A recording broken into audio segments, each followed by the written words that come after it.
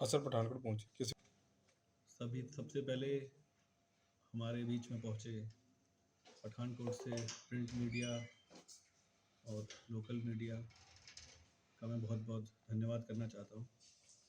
आज की ये बैठक पंजाब पठानकोट डिस्ट्रिक्ट में की जा रही है। इस बैठक के अंदर हमारे बीच में पंजाब के प्रदेश अध्यक्ष श्री राजेंद्र बिट्टा जी हैं।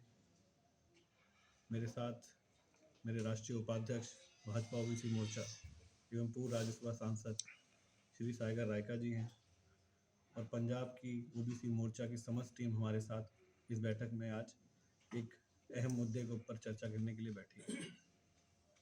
भारतीय जनता पार्टी ओबीसी मोर्चा आने वाले समय में पूरे देश भर में 6 तारीख से लेकर अप्रैल से लेकर 14 अप्रैल तक एक पूरे देश भर में एक बहुत बड़ा कार्यक्रम आयोजित करने जा रही है। 6 अप्रैल जो कि हमारा भाजपा का स्थापना दिवस है, 11 अप्रैल जो कि ज्योतिबा फुले जी का जयंती है, 14 अप्रैल डॉक्टर BR अम्बेडकर जी की जयंती है। हम लोग गांव-गांव चलो, घर-घर चलो, गांव-गांव चलो, घर-घर चलो अभियान के तहत भारतीय जनता पार्टी ओबीसी मोर्चा पूरे देश भर में भाजपा की नीतियों को लेके, ओबीसी समाज की नीतियों को लेके जो हमारे यशस्वी प्रधानमंत्री नरेंद्र मोदी जी ने किया है, उसके लिए लोगों के बीच में जाएगी, गांव में जाएगी। लगभग हम लोग 1 लाख गांव के अंदर जाएंगे, जिसके अंतर्गत हम लोग 1 करोड़ से ज़्यादा लोगों को अपने साथ जोड़ने का पूरा प्रयास करेंगे। ये हमारा संगठन ने हमारे राष्ट्रीय अध्यक्ष डॉक्टर के लक्ष्मण जी, राष्ट्रीय कार्यकारिणी जो कि ओबीसी मोर्चा गुरुग्राम में हुई थी, उसमें ये तय किया गया। उसी के आधार पर हम लोग पूरे प्रदेश भर में इस कार्यक्रम के लिए सभी लोग प्रवास पे निकले हुए हैं। आज पठानकोट में भी हमारा आने का सौभाग्य मिला। ओबीसी समाज के लिए नरेंद्र मोदी ने जो किया है, उसके लिए 70 साल से जो कांग्रेस पार्टी सत्ता में थी, उन्होंने आज तक इस समाज को वंचित रखा। केवल वोट बैंक का हिस्सा लेने के लिए उन्होंने बरगला कर उनके वोट को लेने का केवल काम किया। हमारे नरेंद्र मोदी जी ने जहां 27 ओबीसी मिनिस्टर देके ओबीसी समाज का प्रतिनिधित्व देश की सर्वोच्च पार्लियामेंट के अंदर दिया है, उसी के साथ नीट जैसे डिसीजन के अंदर जो कि MBBS और अंडर ग्रेजुएट कोर्सेज के अंदर 27% का रिजर्वेशन दिया, ये भी अपने आप में एक मील का पत्थर साबित होगा। इससे तकरीबन अभी तक 4500 बच्चे जो है MBBS में हमारे ओबीसी समाज के आ चुके हैं।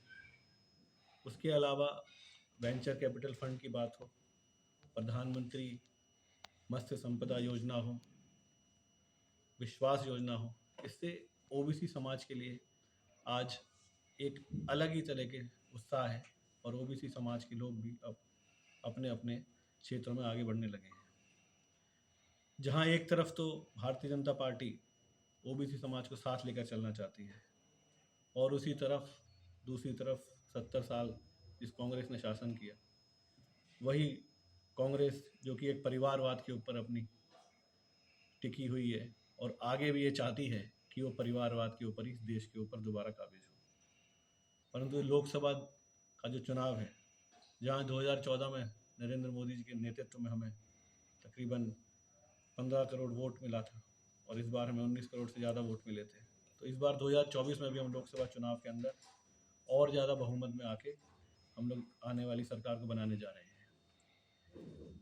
हमारा जो लक्ष्य है वो सबका साथ, सबका विश्वास और सबका विकास है। हम लोग विकास की तरफ, प्रगति की तरफ सोचते हैं। हमारे नरेंद्र मोदी जी 360 डिग्री सोच के 24 घंटे काम करने के लिए वो लगे रहते हैं। वो अकेले ही जो है हमारे लिए प्रेरणादायक है। आने वाले भविष्य को सींचने के लिए आज इतनी कड़ी मेहनत कर रहे हैं। और दूसरी तरफ राहुल गांधी जी ने जो अभी जाति सूचक शब्द कह के जो गुजरात का जो हमारे मोदी जी के बारे में गलत कहा जाति सूचक शब्द के साथ, उसके साथ ही उन्हें जो 2 साल के लिए लोकसभा से हटाया गया, as per the people representative act उनको ये सज़ा दी गई। उसके बाद भी वो लोग नहीं मानते आपने देखा होगा पीछे भी, वो ये कहते हैं कि मैं तो गांधी हूँ और गांधी कभी किसी से माफ़ी नहीं मांगता। अरे भाई, आप गांधी हो, हम मानते हैं, परंतु इस देश के अंदर 125 करोड़ की जनसंख्या है जो कि भरोसा करके वोट देती है, जो कि विकास चाहती है। वो केवल अब आपके धोखे में आने वाले नहीं है। उसी प्रकार उनकी राजकुमारी, उनका भी आज स्टेटमेंट आया कि मेरा भाई तो राम है, पांडव है, हम तो पांडव हैं। अरे ना आप राम हो ना वो पांडव। राम तो मर्यादा पुरुषोत्तम थे, उन्होंने तो उसके लिए अपने मर्यादा के लिए पूरे अपने राजपाट को भी त्याग दिया था। तो मैं बस अपने इस बात को कहना चाहता हूँ कि जहाँ तो नरेंद्र मोदी जी विकास की धारा को बहाना चाहते हैं और उसकी तरफ ये लोग उसके अंदर अवरोध अटका के लोकसभा को रोक के सत्याग्रह करने लगे हैं। कहाँ चला गया था आपका सत्याग्रह जब 70 साल पहले आप तो थे यहाँ पर, जहाँ आपने इमरजेंसी लगाई, जब ओबीसी समाज को रिजर्वेशन की बात आई, कालेकर की बात आई, आपने उस पर्चे को राजीव गांधी ने फाड़ के फेंक दिया था पार्लियामेंट में। तो हम लोग ओबीसी मोर्चा द्वारा पूरे देश भर में गांव गांव चलो घर घर चलो अभियान के तहत अपने इस अभियान के अंदर सभी चौपालों में जाके छोटे छोटी चौपाल लगाएंगे, गांव में छोटे छोटे प्रबुद्ध सम्मेलन करके महापुरुषों जो हमारे ओबीसी समाज के हैं, छात्र छात्राओं के अंदर मेधावी छात्र छात्राओं को प्रोत्साहन देने के लिए, और नरेंद्र मोदी ने जो बजट 2023 का इस बार पेश किया है उसके अंदर भी हम लोग ओबीसी समाज के लिए क्या क्या दिया गया है और देश के लिए क्या क्या दिया गया है उसके बारे में हम बात करेंगे। हम यहाँ पंजाब में हैं आज, यहाँ पर भी आम आदमी पार्टी की सरकार है। पीछे जहाँ उनका जो है, मैं तो उन्हें मुख्यमंत्री हैं, वो हमारे दिल्ली के मुख्यमंत्री, मैं दिल्ली प्रदेश से आता हूँ। उनका बजट हर साल 212 करोड़ से आज 1500 करोड़ में पहुँच चुका है। वो है एडवर्टाइजिंग के पीछे भाग रहे हैं। और उसी तरह वो हमारे प्रधानमंत्री नरेंद्र मोदी जी को भी बदनाम करने की पूरी साजिश करते हैं। कभी उन्हें अनपढ़ की ख्याति देते हैं, कभी वो उनको बोलते हैं कि ये तो लूटने लगे हैं। अरे भैया, आपको एक बार देखना चाहिए, प्रधानमंत्री मोदी जी ने पूरा ग्रेजुएशन किया हुआ है, आप उनकी डिग्री भी उठा सकते हैं। हमारे साथ हमारे राष्ट्रीय उपाध्यक्ष गुजरात से ही आते हैं, वो आपको इस बारे में बताएंगे कि नरेंद्र मोदी जी ने कहाँ से अपनी एजुकेशन ली है।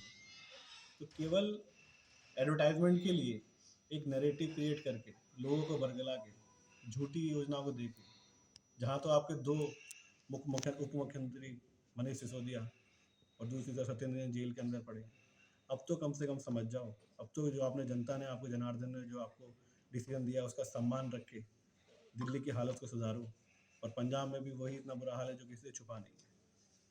तो मैं तो बस यही कहना चाहूँगा कि भारतीय जनता पार्टी ओबीसी मोर्चा आने वाले दिनों में 6 अप्रैल से लेकर 14 अप्रैल तक इन सब चीज़ों को उजागर करेगी और गांव गांव चलो घर घर चलो अभियान के तहत हम लोग इस चीज़ को ओबीसी समाज के लिए लेके जाएंगे।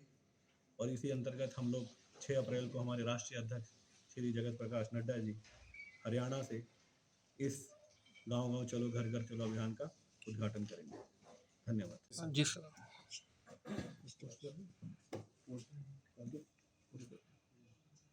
जी सर। हमारे साथ हमारे पंजाब ओबीसी के अध्यक्ष बिट्टा जी, पठानकोट जिला कांग्रेस और जिला भाजपा के हमारे अध्यक्ष जी, इस मंडल के अध्यक्ष, इस जिले के हमारे ओबीसी के अध्यक्ष, और हमारे साथ जिन्होंने अभी बात की ये ओबीसी आईटी सेल के हमारे कन्वीनर भाई राहुल जी। हम आज आए हैं, जिस तरह से पूरे देश में भारतीय जनता पार्टी के खिलाफ विपक्ष ने मोर्चा खोल के लोगों को गुमराह करने की बातें शुरू की है, उसका पर्दाफाश करने के लिए हमारे ओबीसी मोर्चा पूरे देश में गांव गांव चलो घर घर चलो। तो 8 साल में भारतीय जनता पार्टी की सरकार ने समग्र देश के लिए और विशेष करके ओबीसी के लिए जो कदम उठाए हैं विकास के, उनको तक देने के लिए उनकी बात करने का ये जो 6 अप्रैल से 14 अप्रैल तक का कार्यक्रम है। इस कार्यक्रम के प्रचार में यहाँ पंजाब में भी हमारे कार्यकर्ता गांव-गांव जाएंगे और इसी बात को आगे बढ़ाएंगे।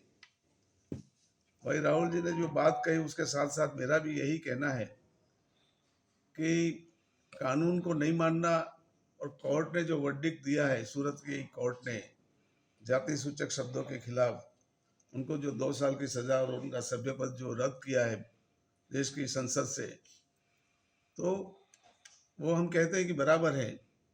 और राहुल जी को पूरे देश के समक्ष उनको माफ़ी मांगनी चाहिए इसे आरोपों के लिए, और उनके पक्ष में और उनके समर्थन में जो देश के दूसरे विपक्ष के लोग भी इकट्ठे हुए हैं, जैसे आम आदमी पार्टी के अध्यक्ष केजरीवाल जी ने भी कहा कि ये अनपढ़ लोगों की सरकार है। तो इनको पता नहीं है, मगर जब से हमारे देश के आदरणीय प्रधानमंत्री पढ़ाई करते थे तब से वो खूब वांचन के शौकीन थे। इन्होंने खुद भी कई किताबों में अपना योगदान दिया है, और उनको पढ़ाने वाले प्रोफेसर सब कॉलेज के आज भी जिंदा है। इन्होंने गुजरात यूनिवर्सिटी से एमए एंटायर पॉलिटिकल साइंस में डिग्री इन्होंने ली है। तो ऐसी बातें करना ये एक देश के एक राज्य के मुख्यमंत्री के लिए मैं कहूँगा कि ये बहुत कमनसीब बात है। जो कहा चुनावों में कि देश का प्रधानमंत्री ऐसा है, पूरे मोदी लोग ऐसे हैं, और सारे देश के जितने भी मोदी है, मेहुल चौकसी और सब मोदियों के साथ उनको गिना दिया। तो ऐसी बिना कोई प्रूफ के बिना उलट सुलट आरोप लगाना का काम राहुल जी ने पिछले कई समय से किया है। आपको याद होगा कि जब विश्वनाथ प्रताप सिंह की सरकार थी और ओबीसी को रिजर्वेशन के बारे में एक बड़ा देश में आंदोलन चला था, उसी समय दिल्ली में उस समय के विपक्ष के नेता थे राजीव जी। तो राजीव जी ने भी उस आंदोलन में जो रिजर्वेशन का विरोध कर रहे थे, उन्हीं दिल्ली के बच्चों को समर्थन दिया था। इन्हीं के पुत्र है राहुल गांधी। इनको ऐसा बोलने का कोई अधिकार नहीं है। कानून में सिर्फ 2 लोगों को छुट्टी मिलती है, या तो कोई पागल आदमी हो या कोई छोटा बच्चा हो। देश की जनता आने वाले चुनाव में नक्की करेगी कि राहुल गांधी क्या है। जब इनको कोर्ट सजा दे रही है तो उनके पास आगे जाने के सब अधिकार होते हैं, उनको माफ़ी मांगनी चाहिए। और बार बार ऐसा बोलना एक बार की भूल नहीं है, बार बार ये सोच समझ के ऐसी साजिश कर रहे हैं और देश को उल्टे रास्ते पे ले जा रहे हैं।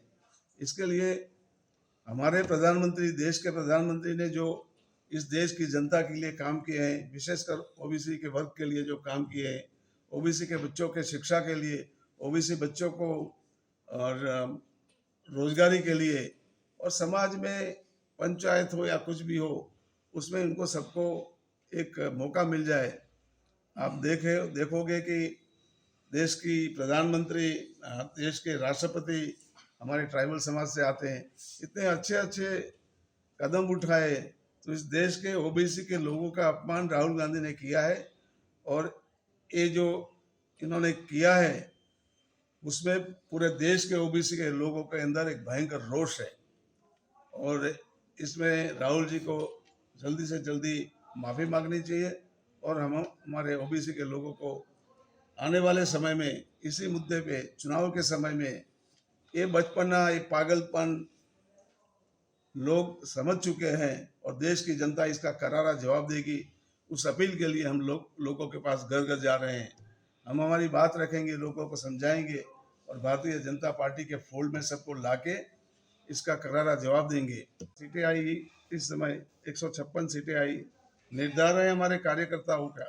आज ओबीसी वर्ग के कार्यकर्ता पूरे देश में इतने गुस्से में हैं कि जैसा गुजरात में रिजल्ट आया है, इसी प्रकार का रिजल्ट आने वाले समय में देश में पार्लियामेंट में भी आएगा। वो उनको दिख रहा है, इसलिए ये ऐसी बातें अपने राजकीय अस्तित्व के लिए कर रहे हैं। एक विश्व नेता के तौर पर जब हमारे देश के प्रधानमंत्री उभरे हैं और हमारा स्थान भी आगे बढ़ा है, हम क्रमशः जो पहले थे कांग्रेस के शासन में, इससे हमारे देश का गौरव बढ़ा है। ऐसे समय में हमारे ऐसे कर्मठ प्रधानमंत्री, पहले मणिशंकर अय्यर ने भी कभी कहा था कि एक चाय वाला देश का प्रधानमंत्री बने। तो इस प्रकार के गलत आरोप लगाने का, और हमें तो गौरव है कि देश के गरीब गरीब आदमी या गरीब वर्ग में से हमारे देश के प्रधानमंत्री नेतृत्व कर रहे हैं, मगर जो हीन मानसिकता है, इस मानसिकता से लोगों को भरमारने का जो काम शुरू किया है, इसके खिलाफ उनको माफ़ी मांगनी चाहिए। देश की संसद को वो ठप करके बैठ जाते हैं, ये भी गलत काम है। यही चीज़ों के लिए हम गांव-गांव जाएंगे, लोगों को जगाएंगे और लोगों को इकट्ठित करके आने वाले समय में इसका जवाब देने के लिए कटिबद्ध बने हैं। यही हमारा कहना है। हम आपके बीच थोड़ा लेट आए, आप सबकी क्षमा चाहते हैं।